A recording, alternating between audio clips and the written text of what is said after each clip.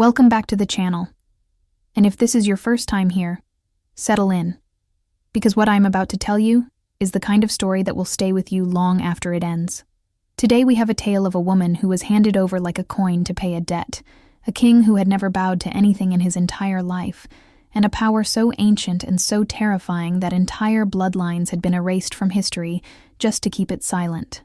This is the story of Sarah Voss and Kale Dravon, and I promise you, nothing about this love story is going to go the way you expect. So if you are new here, hit that subscribe button right now, because we tell stories differently on this channel, and you do not want to miss what comes next. The village of Ashfen sat at the lowest edge of the Black Ash Pack's territory, like a wound that had never fully healed. It was the kind of place that maps forgot and travelers avoided, where the buildings leaned slightly to the left as though tired of standing straight, and the streets smelled permanently of wood smoke and damp earth. The wolves who lived there were not warriors or merchants or scholars. They were the ones who had been sorted to the bottom of every hierarchy imaginable, and they had learned to keep their heads down so consistently that most of them had forgotten they were even capable of looking up. Sarah Voss had grown up in Ashfen, the way moss grows on stone, quietly and without drawing attention, clinging to whatever surface would have her. She was small in the way that people described as delicate when they were being kind, and insignificant when they were being honest. Her hair was a deep brown that looked almost black in dim light. Her eyes were an unusual pale gray that some of the older wolves called unsettling, and she had learned to keep downcast whenever possible. And she had what her mother had once described as a mouth built for silence, meaning that it was soft and expressive, and utterly unsuited for the sharp, clipped tones that Omegas were expected to use when speaking to their betters. She had been 22 years old when the Black Ash Pack's debt came due. The system of tributes had existed for as long as anyone could remember. Every pack in the 7 territories paid an annual offering to the Wolf King, who governed them all from his seat in the Iron Citadel to the north. The tribute was typically material, food stores or raw metals or skilled labor, and packs that could not pay in goods were expected to make up the difference in service, sending their young and able-bodied to work in the Citadel's mines or farms or military forces for a term of 5 years. It was not a pleasant arrangement, but it was orderly. And in a world governed by teeth and hierarchy, orderly was the closest thing to fair that most people ever got. The Black Ash Pack had not been orderly for several years. Their alpha, a man named Goran Voss, who happened to be Sarah's father, though she had long since stopped counting that relationship as a comfort, had made a series of spectacularly bad decisions involving territorial expansion into the eastern marshes that turned out to belong to no one. For very good reason, because the eastern marshes were toxic to wolves in the 5th month of any given year, due to a fungal bloom that the cartographers had simply failed to note. He had lost 12 wolves to the bloom, spent the pack's emergency reserves trying to cover the resulting losses, made 3 more. Bad decisions in rapid succession, while in the grip of grief and desperation, and arrived at tribute day owing the Wolf King not 1 year's payment, but 3, plus interest, plus the standard penalty for delay, which amounted to something so staggering that Goran had reportedly sat in his chair for 6 hours without speaking after the accountant showed him the final number. Sarah had not been present for that meeting. She had been in the kitchen of the pack house, which was where she spent most of her time, because kitchens were warm, and no one important ever came to kitchens, making a soup that nobody had asked her to make, because she found that keeping her hands busy was the only reliable way to keep her mind from going to places she could not afford to visit. She had been chopping onions, which she would later think of as bitterly appropriate, given how much crying was about to happen, when her father's beta had come to find her. His name was Torin, and he had the look of a man, delivering news he sincerely wished someone else had been assigned to deliver. He stood in the kitchen doorway for a long moment, watching her chop, and then he said, "Sarah, your father wants you." She had known, with the particular instinct that Omegas develop when they have spent a lifetime being the least powerful person in every room, that this was not going to be a pleasant conversation. She had not known, because no amount of instinct could have prepared her for it, that she was about to. be handed over to the most feared man in the known world as a peace offering. Her father's office smelled of old paper, and something sharper underneath it. The particular sour note of a man who was genuinely afraid. Goran Voss was a large man, broad-shouldered and gray-templed, with the kind of face that had probably been handsome once, and had since settled into something merely authoritative. He looked at Sarah when she came in, the way people look at options they have not yet fully committed to, with a kind of assessing distance that she found, as always, more painful than outright cruelty would have been. "Sit down," he said. She sat. She folded her hands in her lap. She waited. "The tribute situation has become complicated," he began, and then he seemed to decide that there was no graceful way to approach what he needed to say, because he stopped circling and simply said it. "I have negotiated an arrangement with the Wolf King's envoy. You will go to the Iron Citadel as part of the settlement." Sarah heard the words. She processed them with the careful, methodical attention that she had always brought to information that her emotional mind wanted to reject. She said very quietly, "As what?" Goran's jaw tightened. "As a gift of goodwill, a gesture of respect." The envoy indicated that the king has been requesting Omega attendants of good breeding for his court. "You are of Alpha lineage on both sides. Your presentation is acceptable, and your secondary designation as Omega makes you suitable for the role." The thing that Sarah would remember most clearly about that moment, when she looked back on it later, was not the fear or the humiliation, or the cold arithmetic of being assessed for suitability, like an object being evaluated for trade.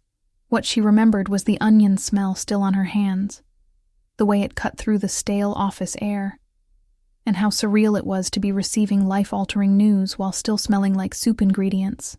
She said, "I see. You will leave in 3 days," Goran said. "The envoy will provide an escort. You should take whatever you need for a long stay. It is unlikely you will return." She had expected him to say something else. An apology, perhaps, or at least an acknowledgement of what he was doing. Some recognition that this was not an ordinary request, and that she was not an ordinary object to be transacted. She waited for a moment. He looked at his papers. She left. She did not cry in the hallway, or in the stairs, or in her room, because she had learned early that tears in the pack house were received as either weakness or manipulation, and neither response was useful to her. She sat on the edge of her bed and looked at the wall, and breathed, slowly and deliberately, the way she had taught herself to breathe when the world pressed in too close. And she thought about the Wolf King. Everyone knew about Kael Draven. His name was currency in the 7 territories, passed between wolves in tones that ranged from reverence to terror, depending on how close to his domain you happened to live. He had become Wolf King at 23, which was shockingly young, and he had secured his position through a combination of military brilliance and a willingness to make examples of his enemies that no one who had witnessed it ever forgot. They called him the Steel Storm, which was a name that managed to be both poetic and genuinely terrifying, and they said that he had never in his life accepted a mate bond, never shown interest in any Omega, Beta, or Alpha in any context that suggested warmth or connection, and had once responded to an assassination attempt by doing something so decisive and final to the people responsible that the memory of it had functioned as a deterrent for 6 years without him needing to lift a finger. He was not, by any metric Sarah could apply, a man she wanted to meet, but she had 3 days to prepare, and Sarah Voss had survived 22 years as the least powerful person in a house full of people who viewed her as an afterthought. And she had learned that survival was mostly a matter of paying attention. So she paid attention. She spent her 3 days in the Packhouse library, reading everything she could find about the Iron Citadel, about court politics in the Northern Territories, about the Wolf King's known preferences and patterns, and the names of the people around him who had influence. She memorized corridors she had never seen from maps that were probably outdated. She noted the names of the Wolf King's advisors, his generals, the senior members of his council. She packed carefully, choosing clothes that were presentable without being ostentatious, because she had a feeling that ostentatious would be the wrong register entirely in whatever she was walking into, and she tried not to think about the power, She had known about it for years, though known was perhaps too strong a word. Noticed was more accurate. She had noticed, over the course of her life, that when she spoke in certain ways, with a particular quality of intention behind the words, something happened. People stopped. They turned. They listened. Even when they had not meant to listen, even when they were doing something else entirely, and had no particular interest in what she was saying. Once, when she had been 15, and her father's beta had been on the verge of hitting one of the younger omegas in the pack, she had said stop in that particular way, without fully intending to, without even fully understanding what she was doing. And he had stopped, mid-motion, with an expression of genuine confusion on his face, as though he could not account for why his arm had suddenly decided to obey someone other than himself. She had never spoken about it. She had spent years refusing to think about it too directly, as though the act of examining it might make it larger or more real, and both options frightened her equally. She did not know what it was, only that it sometimes happened, and that it made her feel exposed and strange in a way that was entirely distinct from her usual feeling of being invisible. Invisible was safe. Whatever this was, it was the opposite of safe. She told herself, in those 3 days of preparation, that she would not use it in the Citadel.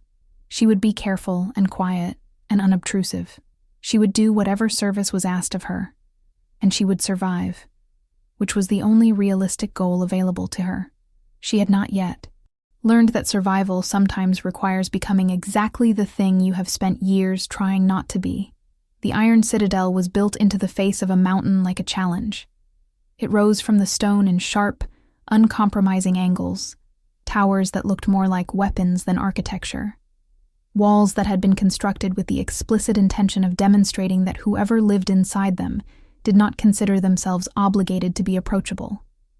The approach road was a full hour of climbing through increasingly dramatic scenery that Sarah suspected had been designed specifically to make arrivals feel small before they ever reached the gates, and it worked extraordinarily well. She had been given a carriage for the journey, which was either a kindness or a way of keeping her from seeing the terrain she was moving through, and the escort of 4 wolves who had been sent to collect her had not spoken to her beyond the minimum required by basic logistics. They were Citadel. Wolves, clearly, and they carried themselves with the particular posture of people who reported to someone important, which meant they treated everything that was not that person as background.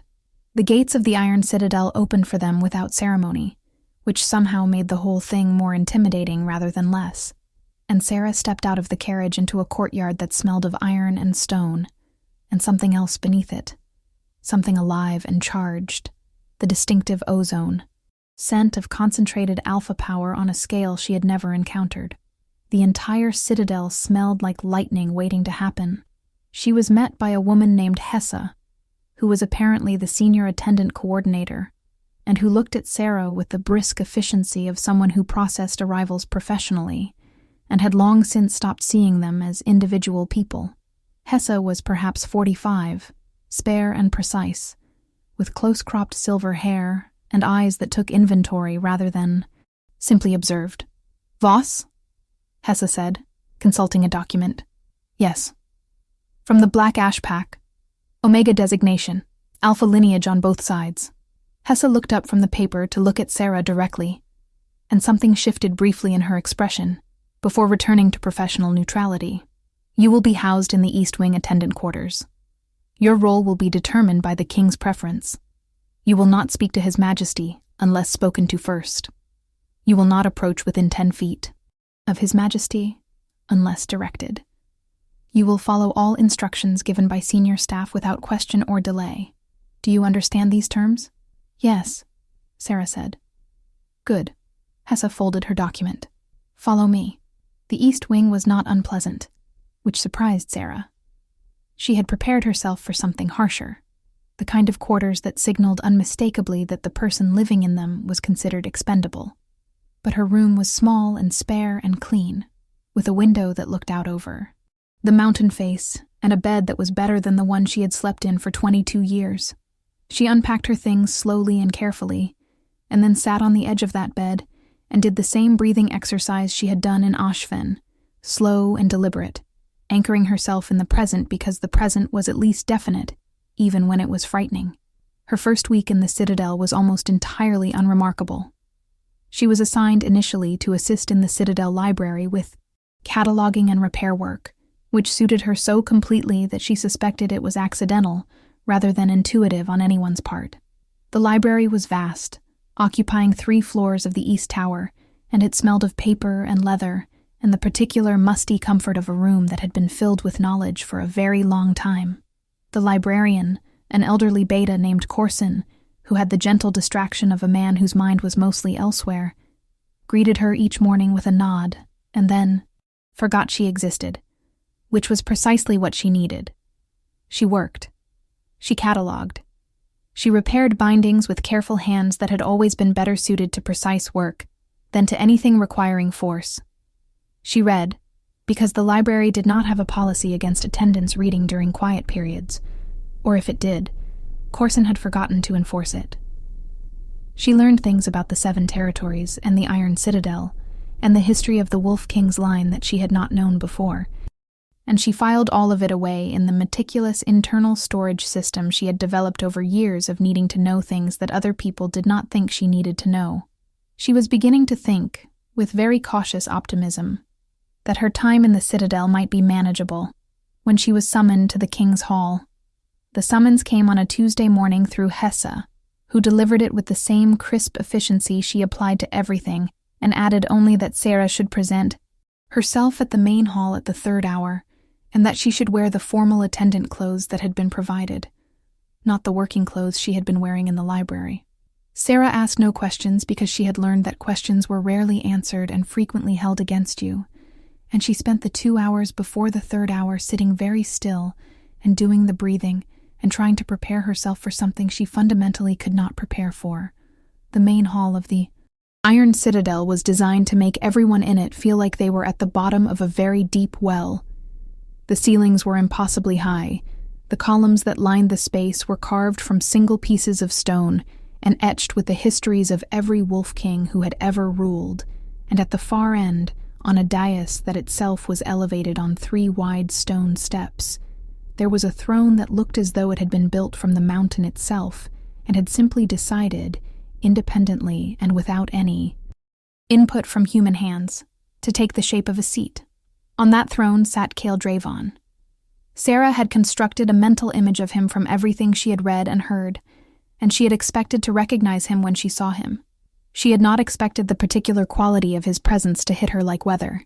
He was not merely large or merely imposing, though he was both those things, broad through the shoulders with the kind of contained physical power that suggested he did not need to make it.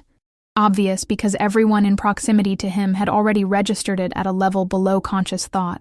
He was dark-haired and sharp-featured, and he sat in that enormous throne with the absolute stillness of something that had never needed to prove it was dangerous. But it was his eyes that she noticed most.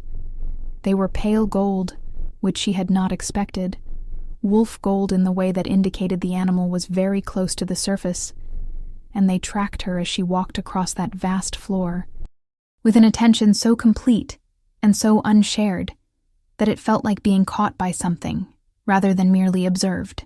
She stopped at the appropriate distance and lowered her eyes, which was protocol, and she was acutely aware that everyone in the hall, the advisors along the walls, the guards at the doors, the 2 senior wolves flanking the throne, was watching her. "You are Sarah Voss," said the Wolf King, and his voice was a thing that she registered in her chest before she processed it with. Her ears, low and precise, and carrying a quality of absolute certainty that she had never encountered in anyone before. "Yes, Your Majesty," she said. A pause. She kept her eyes down and tried to be as small as possible, which she was generally quite good at. "Look at me," he said. She looked up, because it was an instruction, and she had been trained to obey instructions, and the moment her eyes met his, she felt something shift in the air between them. A subtle realignment of pressure, as though the room had exhaled. She kept her expression neutral through an act of will. "You are from the Black Ash Pack," Kael said, not as a question. "Yes, Your Majesty." "Goran Voss's daughter." "Yes. He sent you in lieu of tribute." Still not a question. She wondered what expression she was supposed to have for this and settled for none at all. "Yes, Your Majesty." Something moved briefly in his expression. Something she could not read, because she did not yet have the reference points for his face, the way she would later. And then it was gone, and he was still again. He said, "You will assist in the library until further instruction. You may go." She turned to leave, and she was perhaps 12 steps from where she had been standing when one of the advisors along the wall, a large alpha in dark clothes whose name she would later learn was Lord Casson, said something to the man beside him in a voice pitched low enough that it was clearly not meant for general hearing. But Sarah's omega senses were sharper than most people accounted for. She heard what he said. She heard it clearly, and she heard, 2 seconds later, the sound of something happening in the king's direction, a shift of weight, or a movement that she could not identify.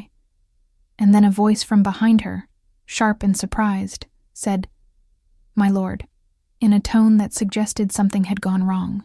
She turned before she fully decided to turn, and she saw that Lord Casson had drawn a knife. She did not know why. She did not know whether it had been aimed at her, or at the king, or had simply been drawn as part of a gesture that had gone farther than intended. What she knew was that the knife was up, and that the 2 guards who should have been moving were not moving fast enough, and that something in her body understood the situation faster than her mind did.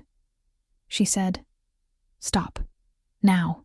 She said it the way she sometimes said things, with that particular quality behind it, and she did not realize she had done it until she heard the absolute silence that followed, the silence of something that had been happening ceasing entirely, and looked across the hall to see Lord Casson frozen with the knife halfway through a motion, his face wearing an expression of complete and total incomprehension, and beside him the 2 guards also frozen, and the advisor next to Casson frozen, and along the walls of the hall, a dozen senior wolves all standing very still with the look of people who had lost the thread of an instruction they had been following, and Cale Draven on his throne, turned toward her, very still in a different way, with an expression she had never seen on any face before, the expression of someone encountering, for the first time in their life, something they genuinely did not understand.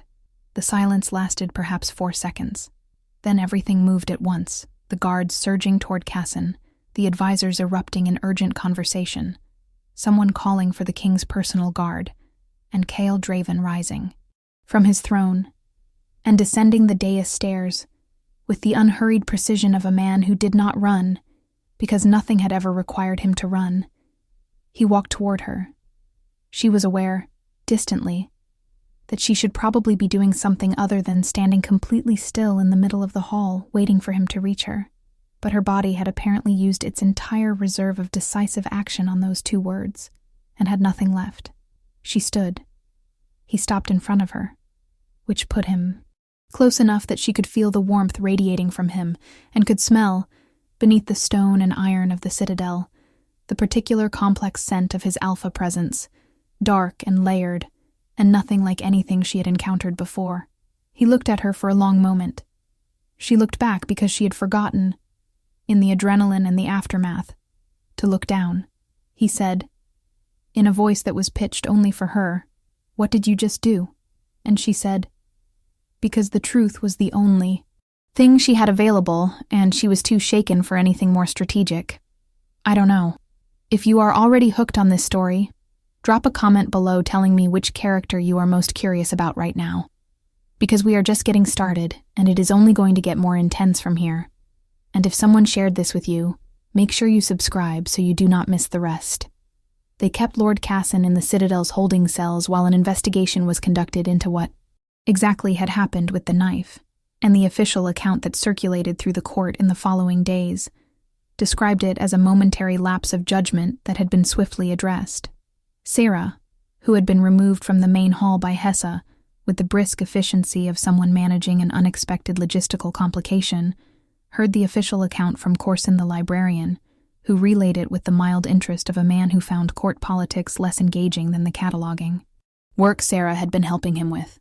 What Sarah knew, and what the official account did not include, was that she had spent the 2 hours following the incident sitting in a small room off the main corridor, with 2 of the king's personal guards outside the door, and a very clear understanding that she was not being protected so much as contained until someone decided what to do with her, which was, she thought, fair.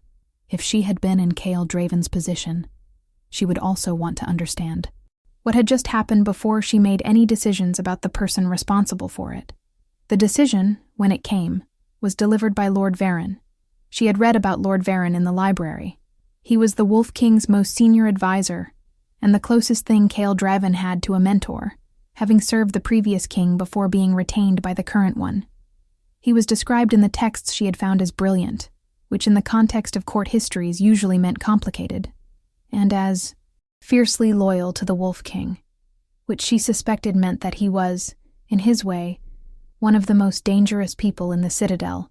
He was also, she discovered when he came to collect her from the small room, very old, 70 at least, perhaps more, with white hair and dark eyes that were sharp in the way of someone who had never in their life stopped paying attention, and he walked with a cane that she was fairly certain was aesthetic rather than functional, a prop that made people underestimate how quickly he could move. He looked at her for a long moment after entering the room, and then he sat down across the table from her with the deliberate care of someone who had decided to be precise about this conversation. And he said, "Tell me about your mother's family." It was not what she had expected him to say, and she said so. "I expect it is not," he agreed. "But humor me.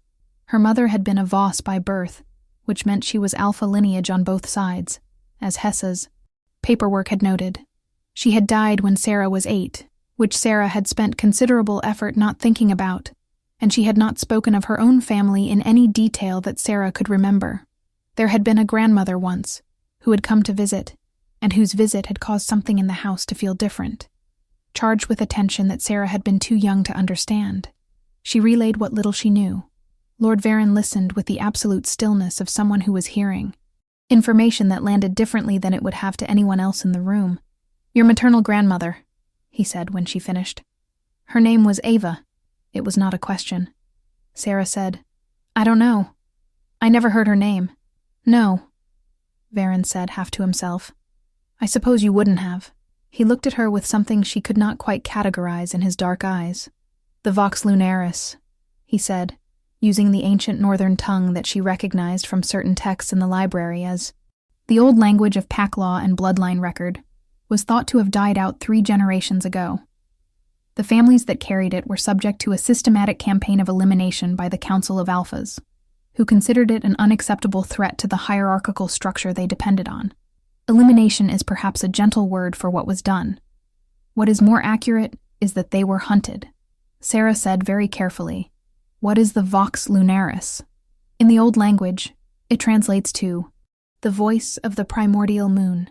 It is a bloodline gift, exceedingly rare, that appears in certain Omega designation wolves who carry a specific genetic heritage. When the bearer speaks with intention, the command bypasses the rational mind of the listener and communicates directly with the wolf, the instinctual, primal core. The wolf obeys because at the level of its nature, it recognizes authority that exists independent of hierarchy, independent of rank, independent of power structure. He paused. It cannot be resisted. It works on every wolf without exception, regardless of status or strength. The room was very quiet. "Including kings," Sarah said. "Including kings," Varen confirmed. She breathed carefully. She said, "Does he know?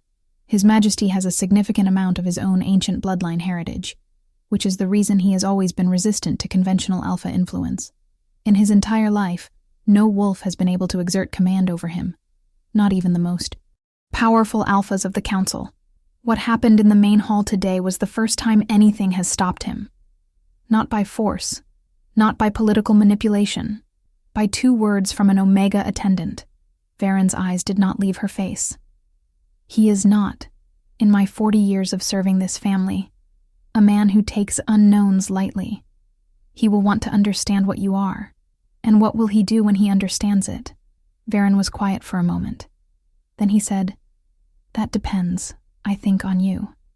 She was moved from the East Wing attendant quarters to a different room that evening, It was still described as attendant quarters, but it was larger and on a higher floor, and it had, Sarah noted with the careful attention she brought to all details, a lock that worked from the inside. She was not certain whether that was intended as a comfort or an oversight, but she chose to believe it was the former, because the latter option led nowhere useful. She lay awake for a long time that night, listening to the mountain wind move around the citadel's sharp angles, and she thought about everything Lord Varan had told her.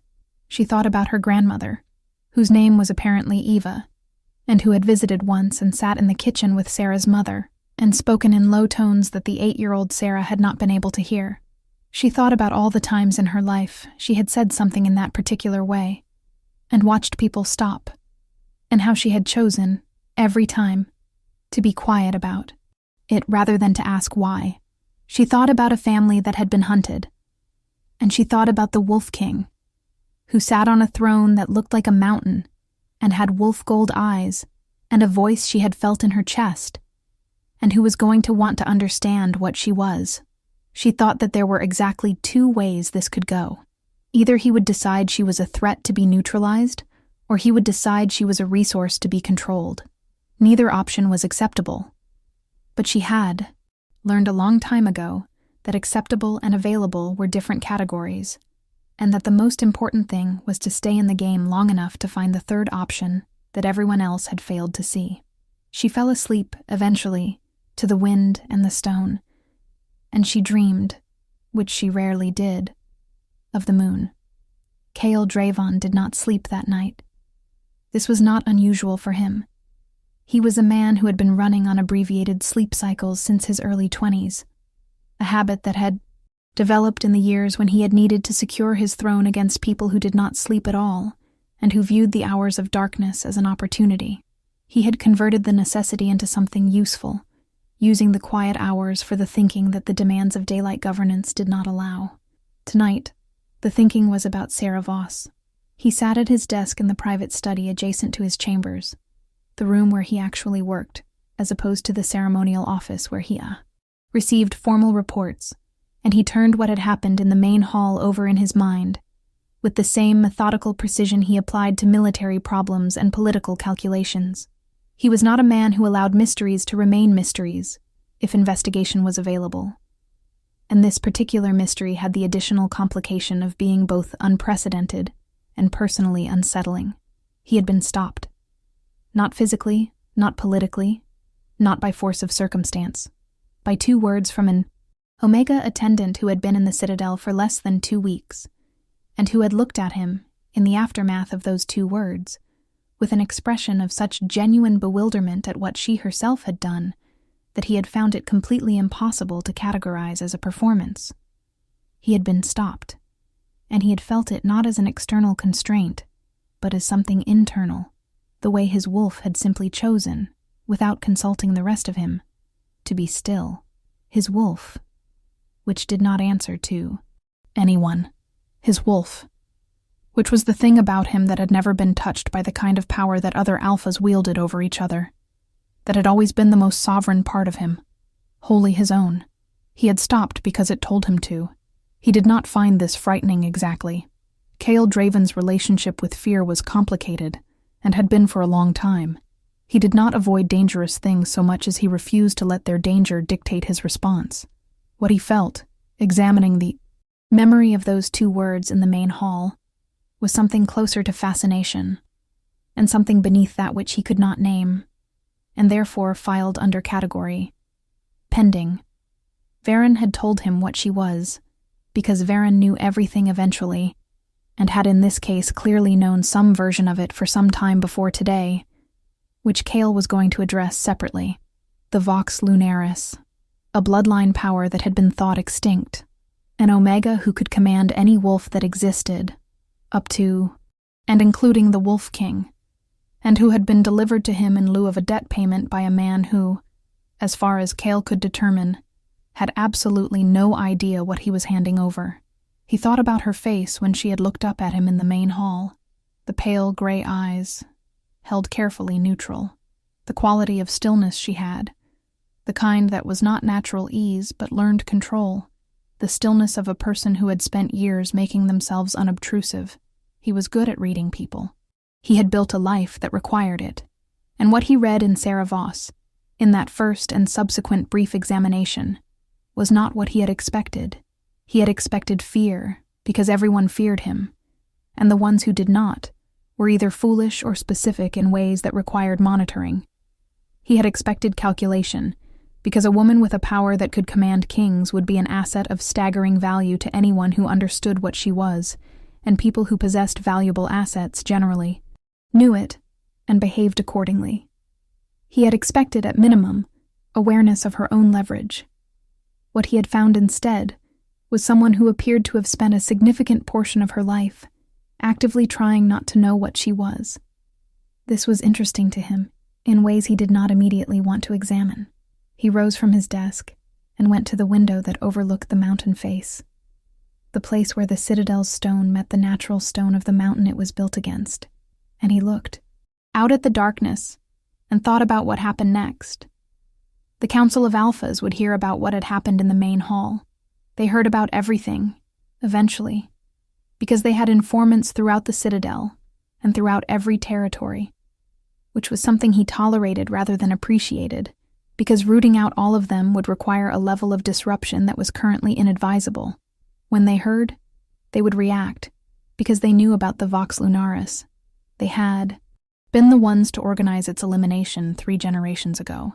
They would know what it meant, which meant that Sarah Voss was in considerably more danger than she knew, and that the timeline for everything that came next had been dramatically shortened.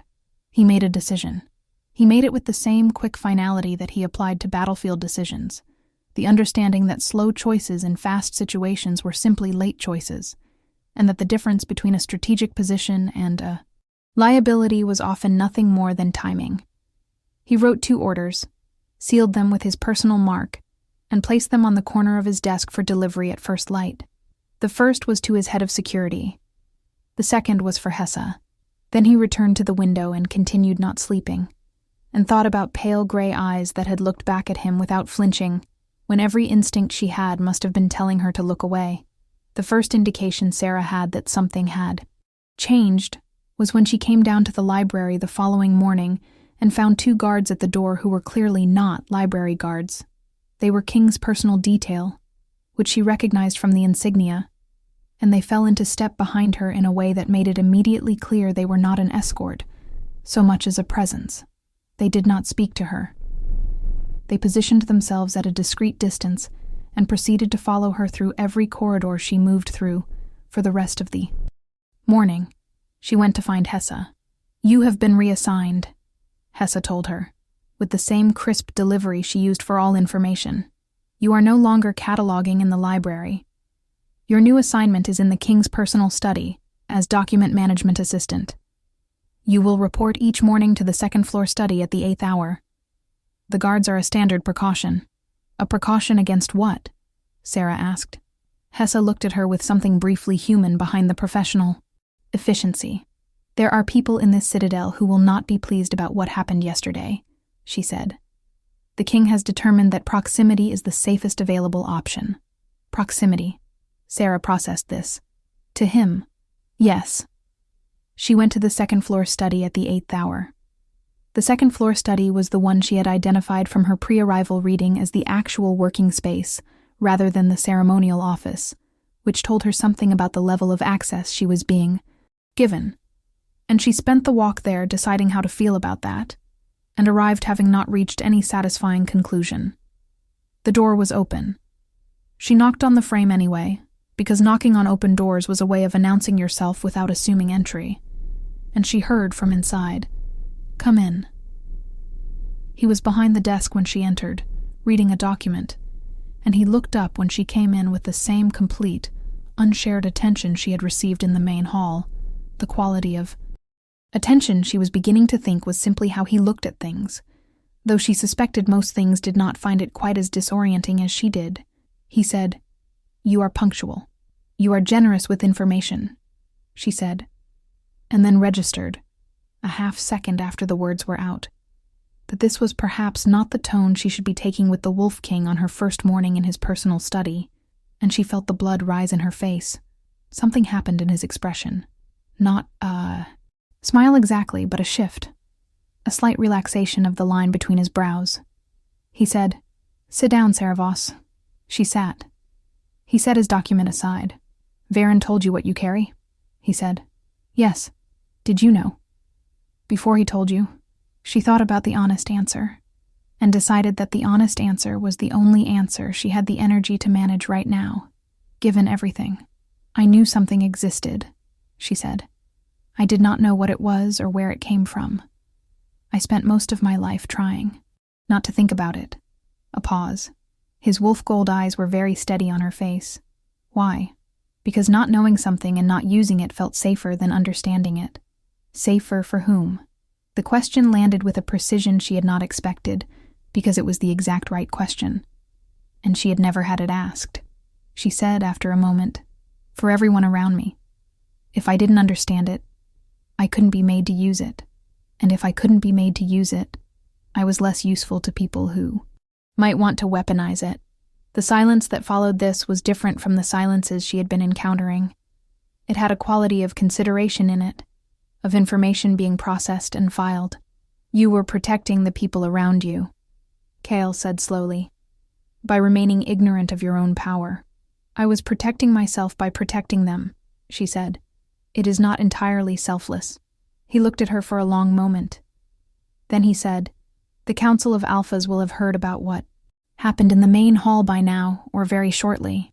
They know what the Vox Lunaris is. They are the ones who ordered the elimination of the bloodlines that carried it 3 generations ago." She had known this, from what Varan had told her. But hearing it stated plainly in this room, from this man, with the weight of current political reality rather than historical context, made it feel different, more immediate. "So they will want to eliminate me," she said. "Yes, and you want to prevent that." "I want a number of things," Kale said, with a precision that she recognized as careful rather than evasive. "What I am prepared to do at this moment is offer you protection, in exchange for honesty about what you are and what you can do. Not because I want to use you," he said. And something in his tone suggested he knew exactly what she was thinking, and had decided to address it preemptively.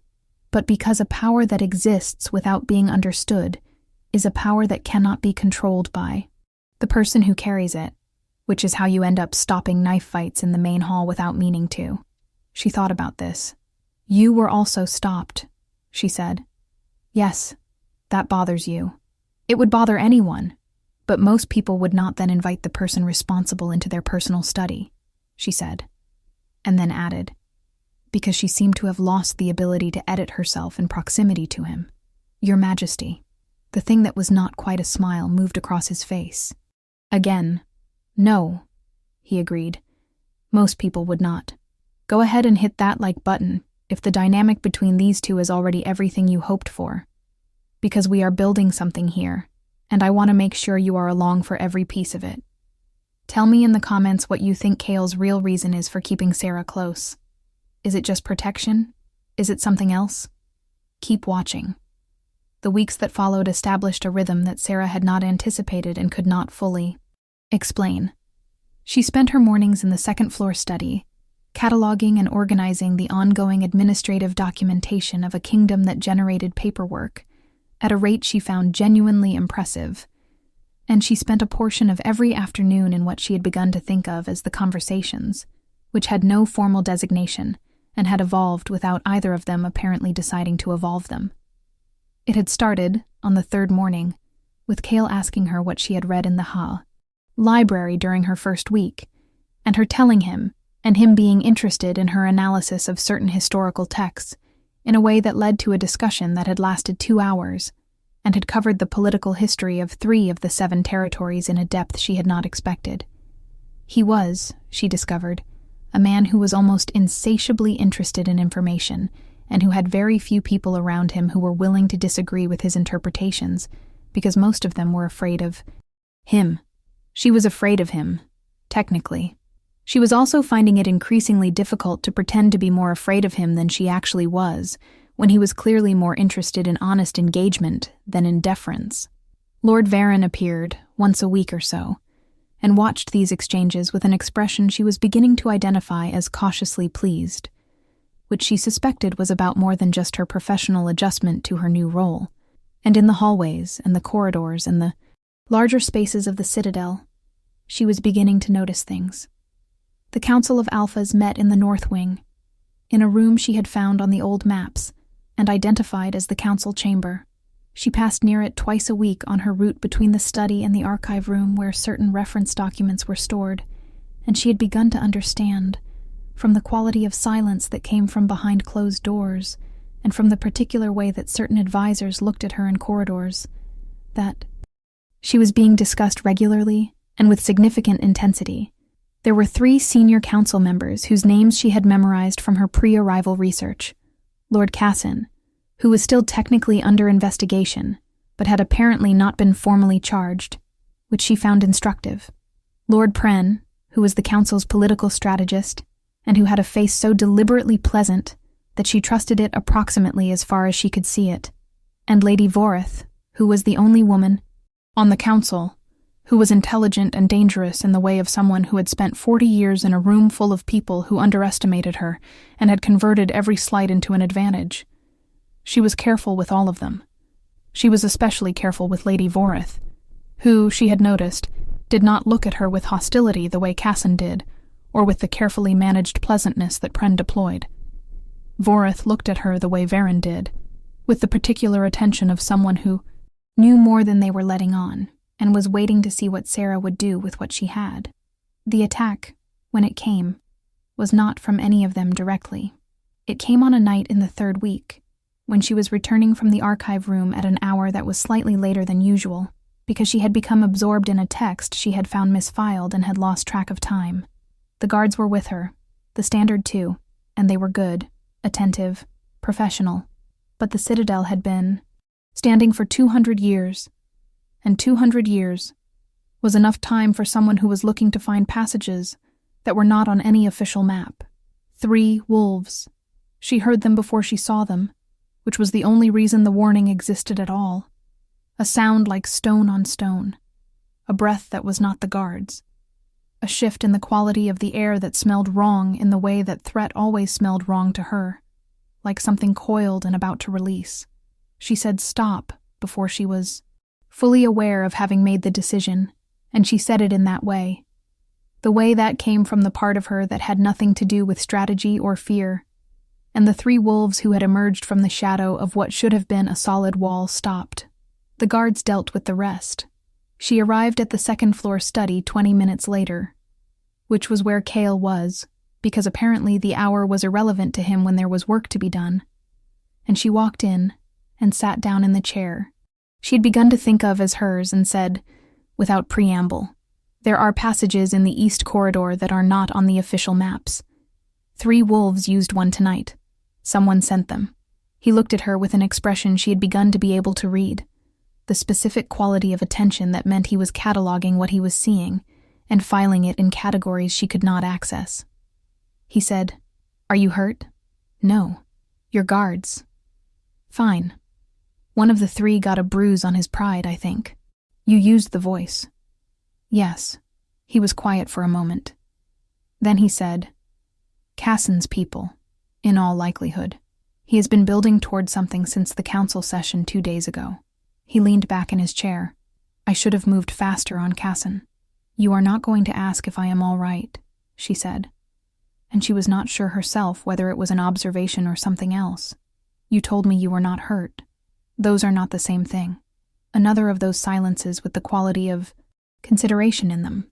Then he said, in a tone that was different from his usual precision, quieter and more careful, "Are you all right, Sarah?" She looked at him. She looked at his wolf gold eyes in the lamplight of the private study, at the specific tension in his jaw that she had learned meant he was managing something he was not going to name directly. And she said, "I think so. I am still deciding. That is honest. You asked me for honesty, in exchange for protection. I did. Then I will tell you honestly that I am frightened," she said, "but not in the way I would have expected to be. I am not frightened of the Citadel, or of the Council, or even of the people who just tried to come for me in the corridor. I am frightened of what happens when people decide what my power is worth and start making calculations about it that have nothing to do with me as a person." He was very still. She continued, because she had started.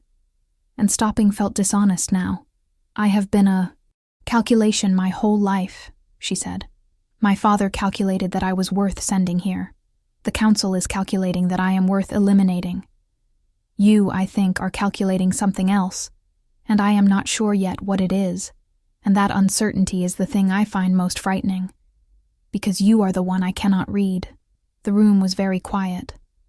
Kyle Draven, who sat on a throne made of mountain stone, and had never been stopped by anything in his life before 3 weeks ago, looked at the woman across his desk and said, with a care she had not heard in his voice before, "What if I told you that the calculation I am making has almost nothing to do with your power?" She looked at him. "I would want to believe it," she said. "And I would not, yet, because wanting to believe something has never been evidence that it is true." He looked at her for a long moment. Then quietly he said, "No, it hasn't. That is a reasonable position to hold." She went back to her room and lay awake for a long time again. But this time, she was not thinking about the moon. She was thinking about the specific tone of his voice when he had asked if she was all right, and the fact that it had been the first time in her memory that she had told anyone she was frightened and not been told to manage it better. The Council of Alphas moved against her officially, 7 days after the corridor incident. They could not move against her physically, because she was under the direct protection of the Wolf King, and any physical action would constitute an act of war against the crown, which even Casson was not prepared to commit to openly.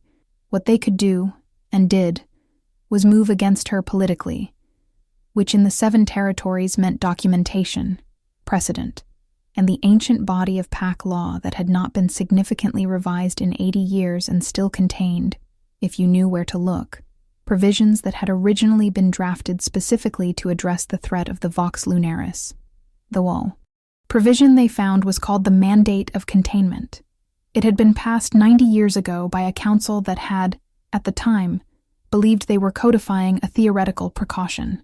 It stated that any wolf found to carry an ability that could override the autonomy of another wolf's pack bond without consent was to be considered a threat to the structural integrity of the hierarchy and was subject to enforced containment until such time as the ability could be assessed and determined. Harmless.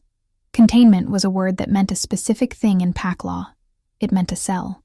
They presented the mandate at a full council session on a gray Thursday morning, with Kale Draven seated at the head of the table and all 12 council members arrayed around it. And Lord Pren laid out the provision with his carefully pleasant face, arranged into an expression of reluctant necessity that Sarah, watching from a small room adjacent to the chamber where she had been placed while the session was conducted, recognized as one of the most convincing performances she had ever seen. She was watching through a narrow window in the wall, with Varan beside her, because Varan had known this was coming, and had arranged this vantage point with the efficiency of a man who had been navigating council politics for 40 years. She watched Kale listen to Pren's presentation with the absolute stillness she had come to know. She watched the other council members, reading their faces the way she had learned to read faces in Ashvin, where understanding what was coming before it arrived was a survival skill rather than a social one. She counted 6 who were in agreement with Pren, 4 who were uncertain, and 2 who were watching the Wolf King rather than the presentation. Lady Vorith was one of the 2 watching Kyle. She caught Sarah's eye through the narrow window, briefly and unmistakably, and something passed across her face that Sarah had no category for yet. Kyle, when Pren finished, said nothing for a moment. Then he said, "The Mandate of Containment was drafted under the reign of my grandfather's grandfather. The provision you are citing has never been activated. In the 90 years since its passage, no court has reviewed its constitutional compatibility with current pack law, including the rights of designation that were added 40 years ago, which explicitly prohibit the removal of freedom from any wolf on the basis of innate designation characteristics." Pren's pleasant expression did not flicker. The mandate predates the rights of designation and was never formally superseded. Older does not mean superior, Kale said, with a precision that cut. nor does a provision's survival in the archive constitute its current legal validity. I will have this reviewed by the full panel of legal scholars before any action is taken." "The mandate does not require review," Casson said, from the other end of the table, with the barely contained aggression of a man who had been contained enough. "It requires execution. The threat this individual represents to the structural hierarchy is theoretical," Kale said, "and has not manifested in any action against the hierarchy since her arrival, including 2 weeks ago in this hall, when she used the ability in question to stop an attack." A silence. "She used an uncontrollable power in a public space," Pren said.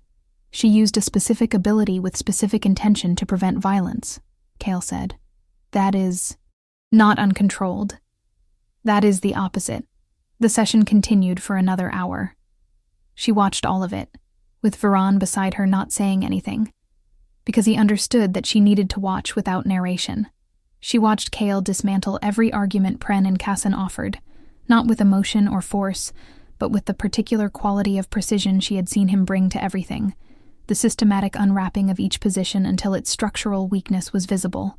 She watched 2 of the uncertain 4 come down on the king's side as the session progressed. She watched Lady Vorith say almost nothing and miss nothing. The session ended without a vote, which meant the mandate was deferred, which meant it was not dead, but it was not active either. Afterward, Varan said, "He prepared for that session." "I know," Sarah said. "He had the legal research done before Pren ever raised the mandate, which means he knew it was coming." "He knew," she agreed.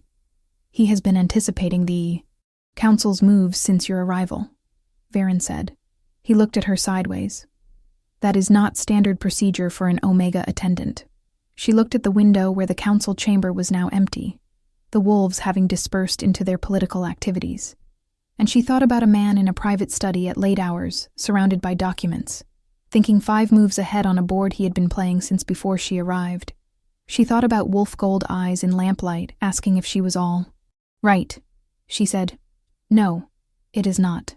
Drop a like if this story is exactly what you came here for, and tell me in the comments whether you think Vorith is going to be an ally or a threat. You all are always so good at calling these turns before they happen. She found Lady Vorith waiting for her in the corridor outside her room the following morning. This was the kind of development that could mean any number of things depending on the context. And Sarah arrived at the encounter with her shields up, and her attention fully deployed. Vorith was leaning against the wall with the posture of a woman who had been waiting long enough to be genuinely patient about it, which in Sarah's experience was its own category of unsettling.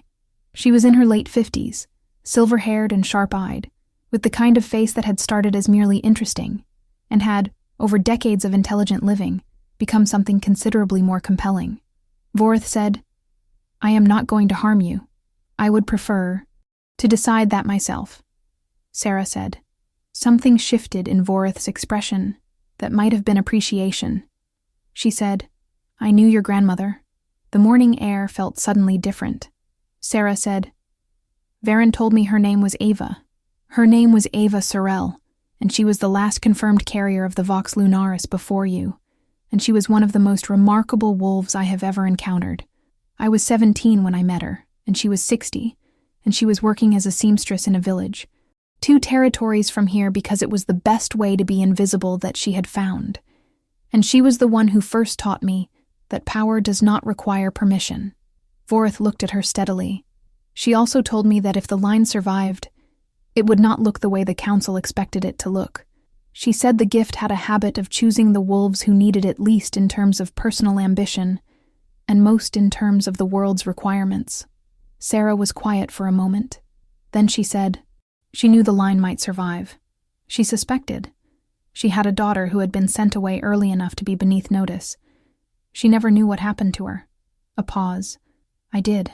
I kept track as best I could. Not the full line because it became difficult after the 2nd generation. But I knew your mother existed. And when a Voss Omega was delivered to the Citadel, I needed to see you." "What did you see?" Sarah asked. Vorith looked at her with those sharp, thorough eyes. "Ava," she said, simply, with better posture. There was a complicated moment. Then Sarah said, You are not going to vote for the mandate. I have not voted for Cassin and Pren on a policy matter in 11 years, Vorith said. I am not beginning now. She paused. I am also not an unconditional ally. I have my own interests and my own agenda, and I will not pretend otherwise. But my interests and your survival are currently aligned, and I thought you should know that you have an additional variable in the council room that is not hostile to you, Sarah said. Why are you telling me this? Because your grandmother would have wanted you to know you were not entirely alone. Vorith pushed off the wall. And because the Wolf King is going to need your help to do what needs to be done, and you are going to need mine. The three of us are the only people in this citadel who understand what is actually at stake. She left, walking down the corridor with the unhurried certainty of someone who had nowhere to be in a hurry, because she had arranged for time to be on her side. Sarah watched her go and thought about her grandmother, Ava Sorrell, who had spent her life as a seamstress to be invisible, and had still managed to change things, apparently, just by being in the world and knowing someone like Vorith when it counted. She went to the second-floor study. Cale was already there. He looked up when she came in and said, Vorith spoke to you. Yes. Were you expecting that? I thought it was likely. He set down his pen. What did she say? She told him. All of it. The grandmother, the alignment of interests. The three of us are the only people who understand what is at stake. He listened without interrupting, which she had learned was how he listened when he was genuinely absorbing rather than waiting for his turn to respond. When she finished, he said, She is right that the three of you are aligned. She is also right that the situation requires a different kind of response than I have been applying. What kind of response have you been applying? Defense, he said, anticipating the council's moves and blocking them. Containment in a different sense than the mandates.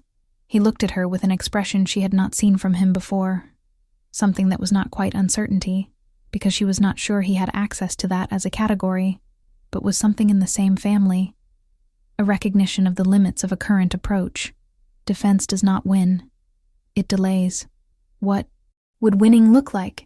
She asked. He was quiet for a moment. Then he said, a different council, or a different mandate, or both. Those are things that can be done, she said, but they require the system to agree to change itself, which systems are historically very reluctant to do. Yes, unless the change becomes more advantageous than the status quo, which requires leverage, he said, or demonstration, she said, of what is possible when power is used differently. He looked at her. She looked back. This was the thing she had noticed over the weeks of their conversations. This particular quality their exchanges had of being half communication and half something else. An ongoing negotiation of a position that neither of them had fully articulated yet. She said, What would happen if the territories knew what I was? He went very still.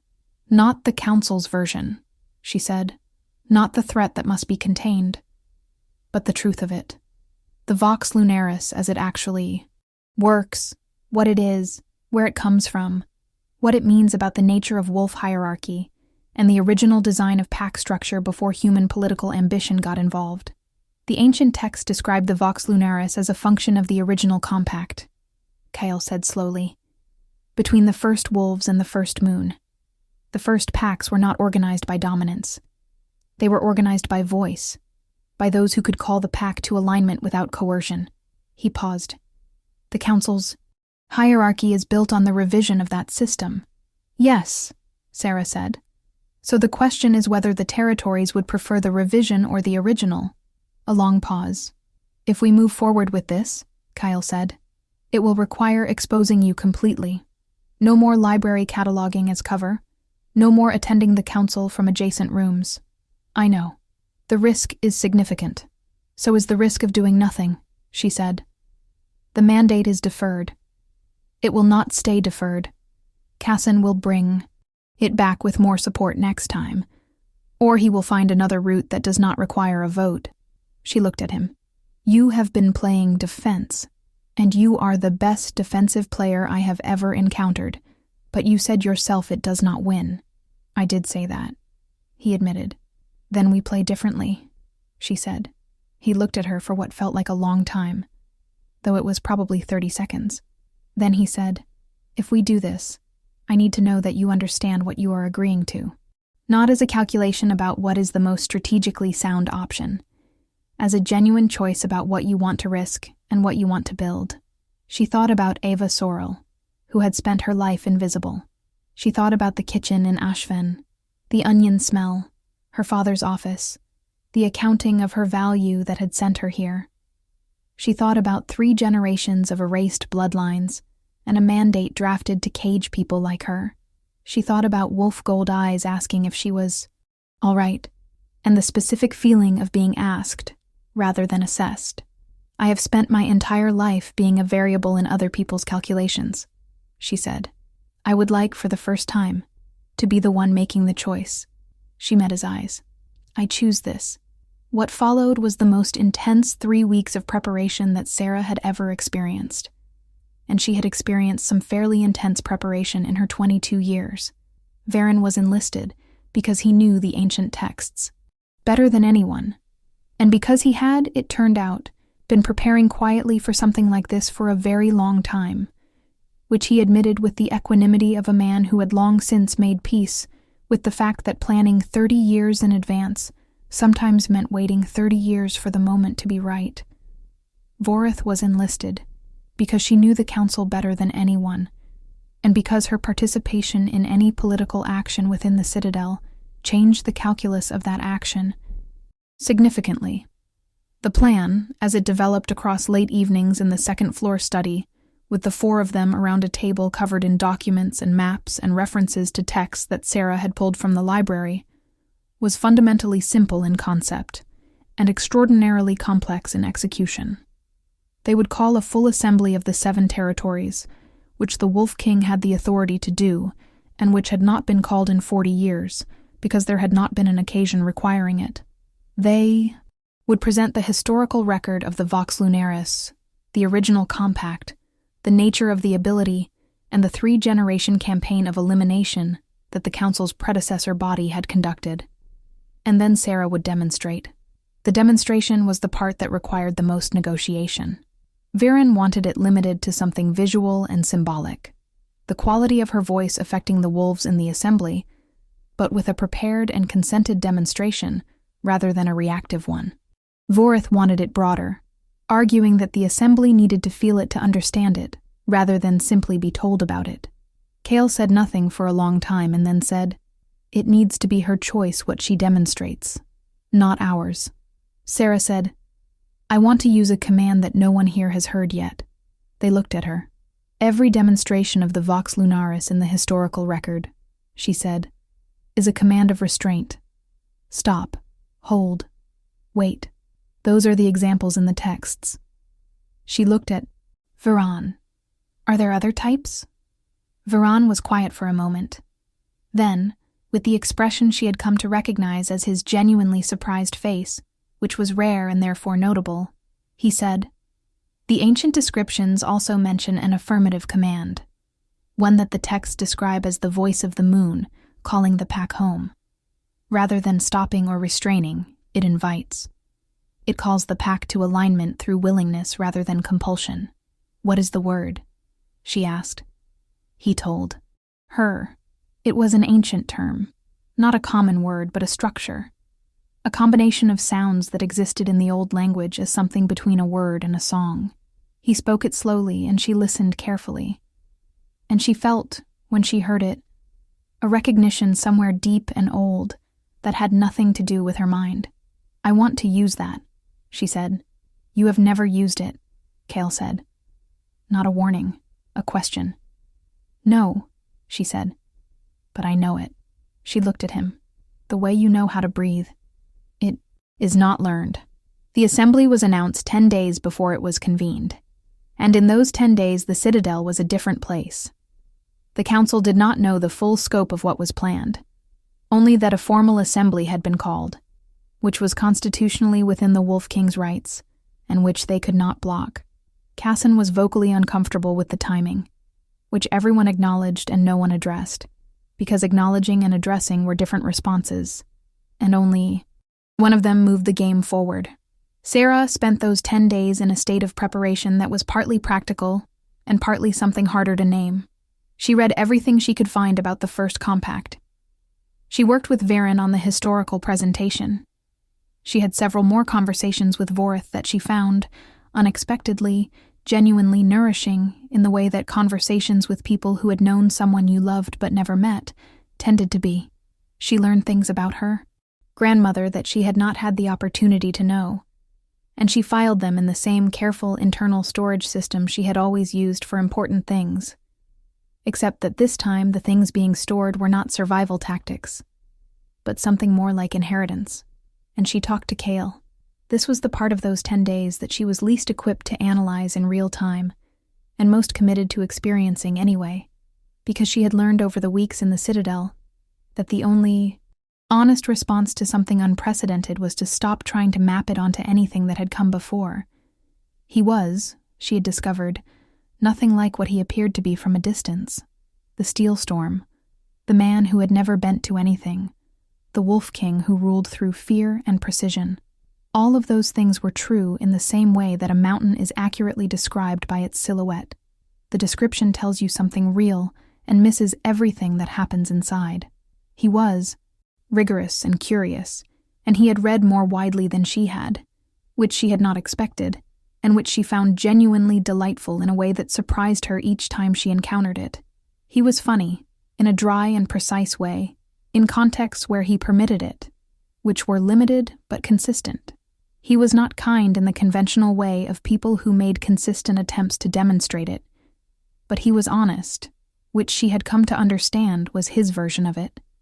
And he was attentive, which was the thing that affected her most, because she had spent 22 years being invisible to the people around her, and the experience of being genuinely seen was one she had no calluses against. She did not allow herself to think too directly about what any of this meant. She had enough to manage without adding that particular unknown to the set. But she noticed, carefully and honestly, because careful and honest were the tools she had, that she had stopped dreading the second-floor study the how way she had dreaded it initially, and had started arriving at it with something that functioned like anticipation. She also noticed that he watched the door when she was expected and looked at it before anything else when she came in, and that he had stopped using her full name in the sessions with just the two of them, and used only her first name now, in a tone that was not informal so much as particular. The tone of someone using a word they had decided has a specific and non-transferable meaning. She filed all of it in the internal storage system under the category she had labeled pending, which was becoming quite full. Comment below and tell me if you saw this coming or if the story has taken you somewhere you did not expect. This is the kind of story that rewards your attention. I promise you. So keep watching, and keep those likes coming. The assembly was held in the Great Hall, which was 3 times the size of the main hall where Sarah had first stopped a knife and first encountered Kale Draven's wolf gold eyes. It had been cleared of everything except the standing space and the central dais, and when the representatives from the 7 territories began to arrive, filling the hall with the combined presence of hundreds of wolves from every pack and rank within the territories, Sarah, who was watching from an anteroom with Varen, felt the specific weight of what they were attempting to do land differently in her body than it had in the abstract planning stages. This was real. These were real people whose lives and packs and hierarchies would be affected by what happened in the next 2 hours, and she was going to stand in front of all of them and demonstrate, without any real certainty of outcome, a power that the people currently governing the structures those hierarchies depended on had spent 3 generations trying to erase. Varen looked at her. He said, "She would have done it. Ava, she would have been terrified, the way you are terrified, and she would have done it anyway." He paused. She was brave in the way that people who have been given no other option are sometimes brave. Not without fear, with fear, and without it being the deciding factor. Sarah breathed. She said, "That is a very accurate description of what I am trying to do right now." "Good," Varen said. "Then you are already where you need to be." She was announced after Coil and after the formal presentation of the historical record, which Varen delivered with the thoroughness and precision of a man who had spent decades preparing it and was not going to leave a single gap for rebuttal. She heard Casson attempt to interrupt twice. She heard Cale silence both attempts with a single sentence each time, without raising his voice, with the absolute authority of a man who was not asking for permission to proceed. And then she walked out. The hall was completely still when she came onto the dais. She was small, she knew, in the context of the assembly. Not a physically imposing figure, not an obvious statement of power, and she could feel the quality of the silence shift as the assembled wolves processed what they were looking at, trying to reconcile the historical account they had just heard with the woman standing before them. She looked out at them, all of them, the representatives of every pack, every territory, the powerful and the powerless, and everyone between. She looked at the section of the hall where the Council of Alphas stood together, and she met Casson's eyes, and she did not look away. She said, in the old language, the inviting command, the voice of the moon calling the pack home. She said it the way Varen had taught her, with the structure that was not entirely language and not entirely song, with the intention behind it that was not command in the sense of stop or hold, but something different, something that said, this is what exists. This is what has always existed before the revision. Come back to what you know. And, the hall answered, not with obedience, not the frozen stillness of the stop command.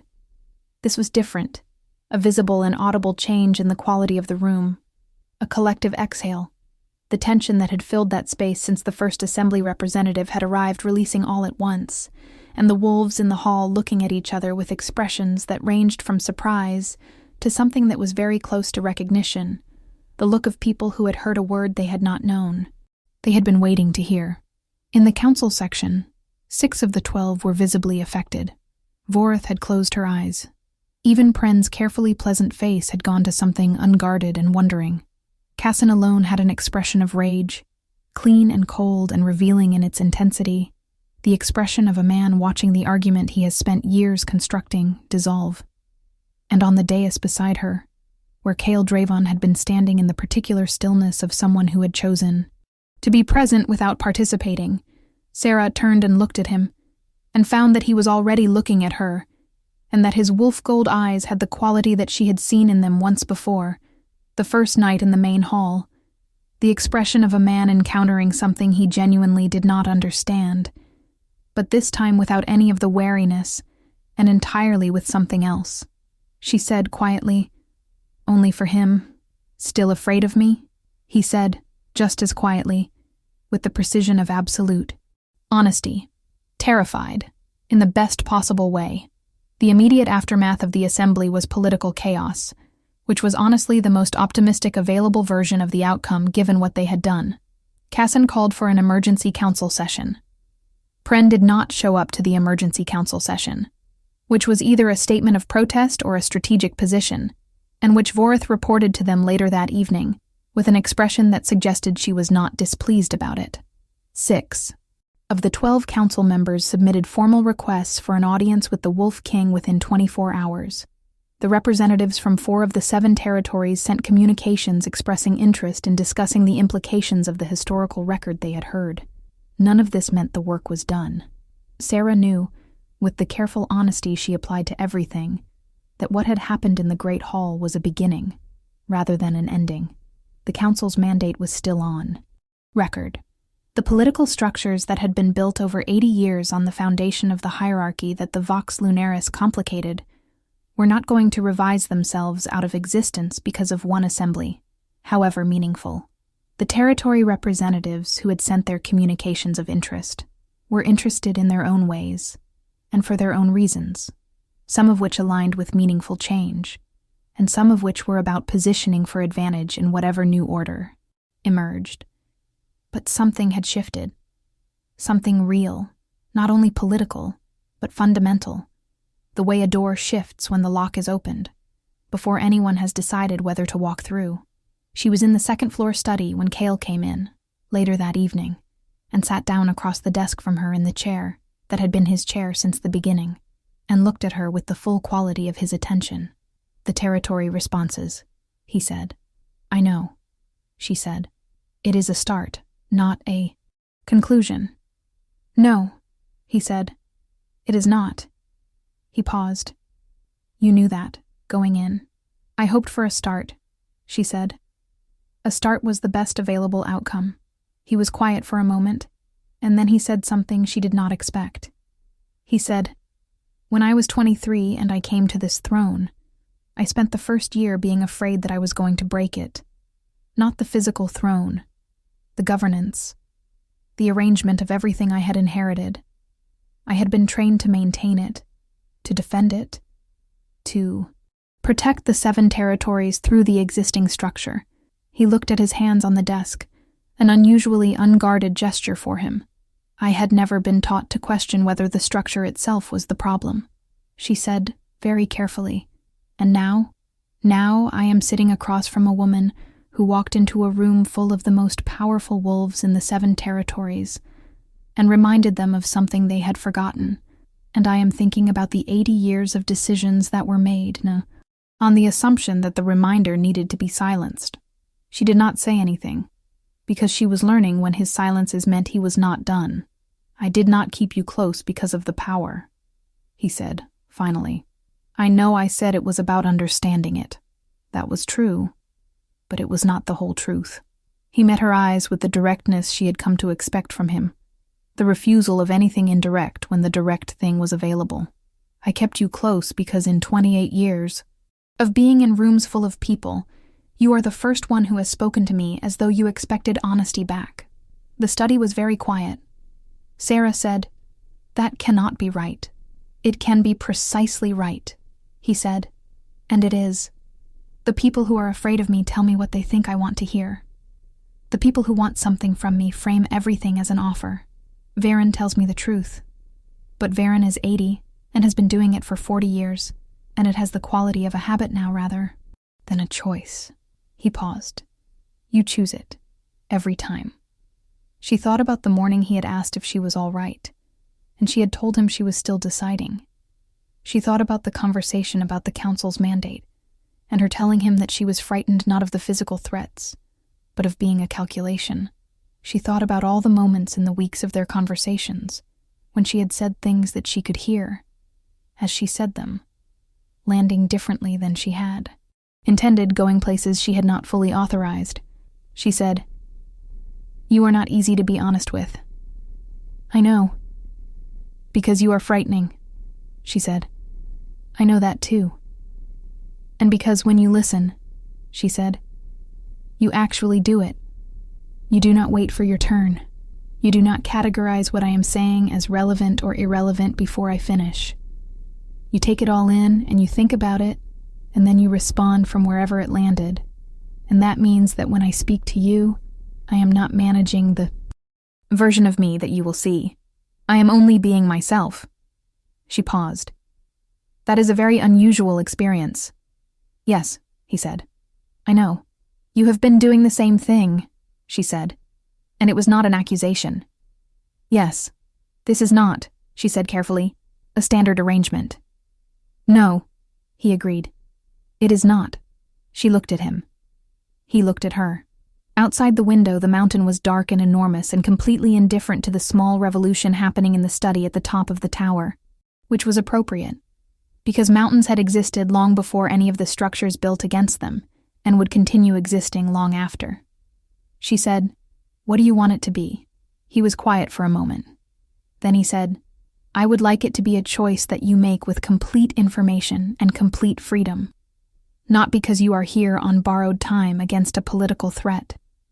Not because I have extended protection, and you have understood that survival is the priority. I would like it to be a choice that exists independently of any of those things. That is a very careful answer, she said. I am trying to be honest, he said. She said, Then I will be honest too. She folded her hands on the desk in the way she had folded them in her father's office months ago, in what felt like an entirely different life, and she said, I have been noticing things about you since approximately the end of the first week. I have been filing them under a category I called pending, because I did not have the information or the freedom to do anything else with them. I have a great deal stored in that category, and I think it is time to address it. A pause. with complete information and complete freedom. The silence was different from any of the other silences. It had a quality of arrival in it. Kyle Draven, who sat on a throne that looked like a mountain, and who had never in his life permitted himself a weakness, reached across the desk and placed his hand over hers, with a care that was exactly equal to his usual precision, and said, "Then let's talk." They talked for a very long time. Not about politics or the council or the territories, though those things would need to be talked about eventually, but about the things in the pending category, which turned out to be extensive on both sides, and about the specific experience of being two people who had each spent their lives in different versions of invisibility. His the kind that was actually immense visibility with nothing genuine behind it, and hers the kind that had been enforced by people who did not want to know her, and about what it was like to encounter someone who made both of those experiences unnecessary. It was very late by the time the conversation ended, and neither of them moved to end it. When Sarah finally rose to return to her room, Kale rose too, and walked with her to the door, and stood in the doorway looking at her in the dim light of the corridor, with an expression that had nothing careful or controlled about it, which she was beginning to understand was the rarest thing he offered, and the most real. She said at the door, "I do not need a grand gesture." "Good," he said. "I am not sure I know how to make one." "You know how to listen," she said. "That is the only one that mattered." She went to her room and sat on the edge of her bed and breathed, slowly and deliberately. And then she stopped doing the breathing exercise because she realized she did not need it, that she was already steady, already in the present, already exactly where she was supposed to be, and that the steadiness was not something she had managed but something she had arrived at. She fell asleep almost immediately, and she did not dream of the moon. She dreamed of something better, of nothing at all, the deep and effortless sleep of someone who has put down a weight they did not know they were carrying. The work that followed was long and unglamorous and real. Political reform in the 7 territories moved at the pace of institutions, which was to say slowly and with considerable resistance and occasional frustrating reversals, and Sarah did not have illusions about the arc being smooth. Casson spent 3 months attempting to reassemble the coalition that had supported the mandate before accepting, with visible reluctance, that the assembly had irreversibly altered the political landscape and that the mandate was no longer viable. Pren negotiated, because that was what Pren did, and the negotiation was frustrating and necessary, and ultimately productive in the way of things that required both parties to give something real. Vorith became, over the following months, something Sarah had not expected, a teacher, and in some more complicated way, a form of proxy connection to the grandmother she had never known. They worked together on the revised PAC law proposals that would ultimately replace the mandate with a provision that protected designation rights and acknowledged the legitimacy of the Vox Lunaris as a natural aspect of wolf inheritance rather than a threat. The provision was called the Sorel Amendment, at Vorith's insistence. Sarah had cried when she first heard the name, not unhappily. Varen died the following winter, which was expected, and which was still a loss that settled into the citadel like a change in the stone itself. He had been 83, and he had lived to see the first readings of the Sorel Amendment into the official record, and he had told Sarah, the week before he died, that he was satisfied. She believed him, because Varen had never said anything he did not mean. She wrote to her father twice. The first letter received no response. The second received a reply that was 3 sentences long and said nothing of consequence, which she had expected, and which still found its way to the place in her where disappointment lived, regardless of expectation. She filed it there and kept going. And Kale. This is the part of the story that is hardest to do justice to, because the thing that happened between them did not have the shape of most love stories. No single revelation or dramatic declaration. No moment where everything crystallized in a way that could be pointed to and named. What happened was more like the way a river finds its bed. Not suddenly, but inevitably. The water and the stone shaping each other through sustained contact, until the path that exists is the only path that makes sense. He learned her the way he learned everything, with total attention and genuine interest, and the willingness to be changed by what he found. She learned him with the same tools she had always used: careful observation, an honest engagement, and the refusal to interpret what she saw through the lens of what she feared. They argued, sometimes, because they were both people with strong views, and neither of them had the capacity to pretend otherwise. They argued about governance and about pace, and once, memorably, about a specific historical text that they had each interpreted differently, and which turned out, upon further research, to support both of their interpretations simultaneously, which they had both found separately satisfying and had never admitted to each other. They worked, side by side, on the slow and necessary work of building something that would last. He learned, over time, how to make something that functioned like a grand gesture in his particular idiom, which was less about sweeping declarations and more about the specific kind of attention that says, "I have been paying attention to what you need, and I am here." A book appearing on her desk that he had tracked down from a distant archive because she had mentioned it in passing 6 months prior. An evening cleared of all obligation on the anniversary of Varen's death because he had noted the date and understood what it meant to her, the specific quality of his voice when they were alone, different from the voice that filled halls and issued commands, lower and more careful, the voice of a person rather than a king. She learned, over time, how to stop performing invisibility, which was the work of a lifetime, and was not linear, and was worth every difficult step. The formal bonding ceremony was held 14 months after the assembly. She had not needed the ceremony, she told him, because the bond was already there in everything that mattered, and he had said he knew that, and that the ceremony was not for the bond, but for the record, for the historical documentation that would place the name Sarah Voss, carrier of the Vox Lunaris, descendant of Iva Sorel, into the official genealogy of the Wolf King's line in a way that could not be revised or erased or filed under mandate and containment. She wore gray, which was the color she had always been told was too plain, and she thought it was the most honest sartorial choice she had ever made. He wore black, which was the only color she had ever seen him wear, and she thought that was also entirely him. Vorith officiated. This was not standard practice, but Cale had the authority to designate the officiant, and he had exercised it. And Vorith had accepted with the expression of a woman who has been given something she had been waiting for without quite knowing it. The vow exchange was simple. They had written it themselves, which was also not standard practice, and which had required a conversation that had been unexpectedly difficult, not because they disagreed, but because they both cared very much about getting it right.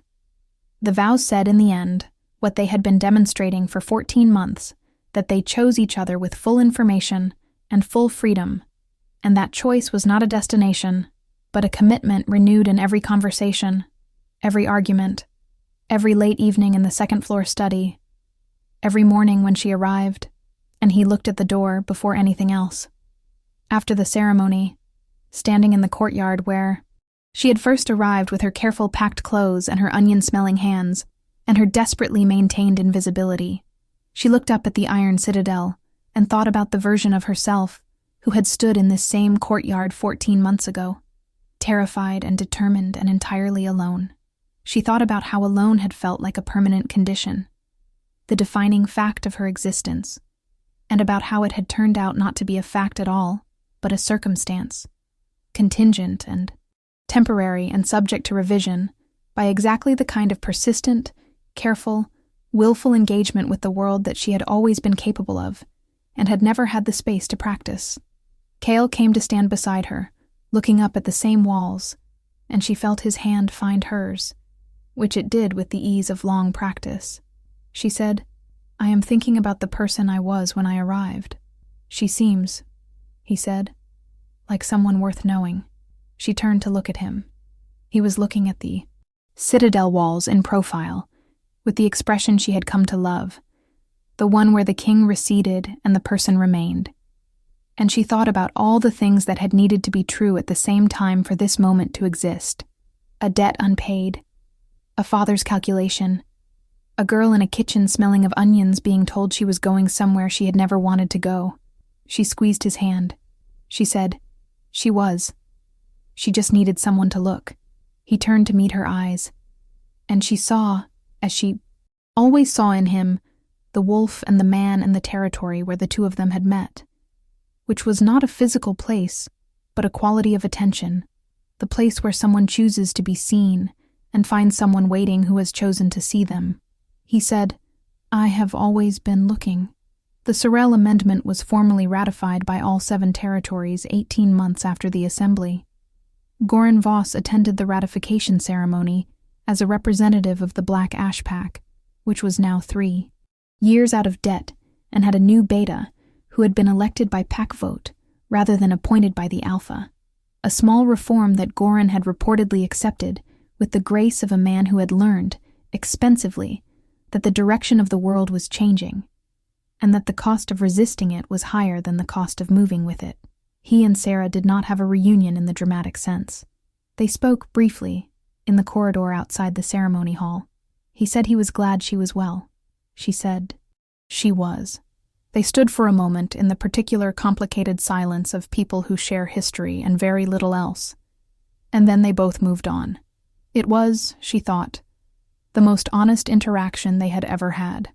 Lord Casson retired from the council before the ratification vote, citing health concerns that everyone understood to be a face-saving mechanism and no one challenged publicly, because the ratification had enough votes to pass without his, and there was no benefit to a confrontation.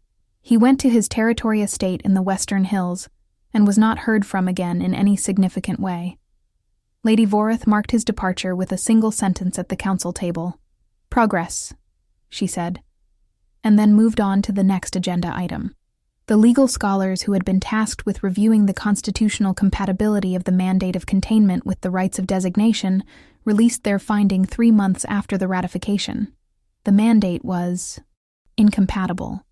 It was formally struck from the record on the first day of the following season, which was a Tuesday, and which passed without ceremony, because the end of an unjust thing did not require a celebration so much as a quiet acknowledgement, and the consistent daily work of building what came after.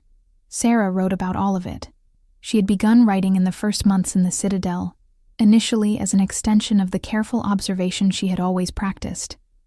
And the writing had evolved into something larger over time, a history of the Vox Lunaris that began with Eva Sorel and her seamstress shop in a village 2 territories away, and continued through 3 generations of erasure and 1 unexpected Omega attendant, and arrived, eventually, at a Thursday morning in the second-floor study, with her hands folded on the desk, and a category in her internal filing system, labeled pending.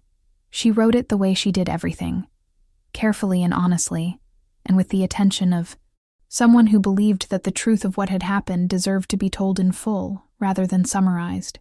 She wrote about her grandmother with the second-hand intimacy of inherited story, about Varen with the directness of genuine grief, about Voreth with the specific warmth of a complicated and nourishing friendship. She wrote about her father without resolution, because there was no resolution to write, only the fact of what had happened, and the fact of what had come after. She wrote about Cale last, because he was hardest, not because the feeling was unclear, but because it was too large for summary. She wrote about wolf gold eyes in the main hall, and the particular quality of attention that had been the first thing she had noticed about him, and the thing that had never diminished. She wrote about all the evenings in the study, and the arguments about historical interpretation, and the specific way his voice changed when they were alone. She wrote about a hand placed over hers on a desk and a conversation that lasted past midnight, and a choice made with full information and full freedom. She wrote, "He is, in the end, the only person who has ever made me feel that being entirely myself was not a risk, but an invitation. That is a rare gift, and I have not wasted it, and I do not intend to." The text was published under her full name, Sarah Voss Draven, in the official archive of the Iron Citadel, and in the public libraries of all 7 territories, because history that is kept in official archives only is history for the powerful, and she had spent enough of her life belonging to that category. Years later, when wolf cubs in the 7 territories learned about the Vox Lunaris in their pack schools, they learned it the way they learned all important things, from the beginning rather than from the aftermath, from Ava Sorrell the seamstress, and the 3 generations of loss, and the quiet woman from the Black Ash Pack, who had arrived at the Iron Citadel smelling of onions, and had, over the course of 14 months, helped turn a kingdom built on the wrong foundation toward something sturdier and more real. They learned about the Steel Storm who had never bent to anything bending, genuinely and completely, and without reservation, to the simplest possible form of power, the power of being honest with someone who is honest back. And they learned, because Sarah had written it and it had been preserved, that the Vox Lunaris was not a weapon and had never been a weapon. It was a memory. The memory of what the first compact had promised, that the wolves who could call others to alignment without coercion existed not to command but to remind, not to dominate but to demonstrate, that the deepest authority in any pack had always been the authority of the voice that made others remember what they were. The cubs who heard this story did what children do with good stories. They took what they needed from it. Some of them remembered the love story, which was real and complicated and honest in all the ways that matter. Some of them remembered the political reform, which was hard-won and imperfect and ongoing in the way of all meaningful change. And some of them, the ones with the particular quality of attention that Sarah had recognized all her life in the wolves who were paying the deepest kind of attention, remembered the morning in the kitchen and the onion smell, and the girl who had been told she was worth nothing more than a debt payment and had walked into the Iron Citadel with her packed bags and her careful hands and her pending category, and had proceeded, one honest conversation at a time, to change everything. Thank you so much for watching this entire story. If you made it all the way to the end, drop a comment right now and tell me your favorite moment, because stories like this are built on the readers who stay for every word. If this moved you, hit that like button so that more people can find it. And if someone showed you this video, subscribe to the channel right now, because this is exactly the kind of story we tell here, and we have many more waiting for you. I will see you in the next one. Do not miss it.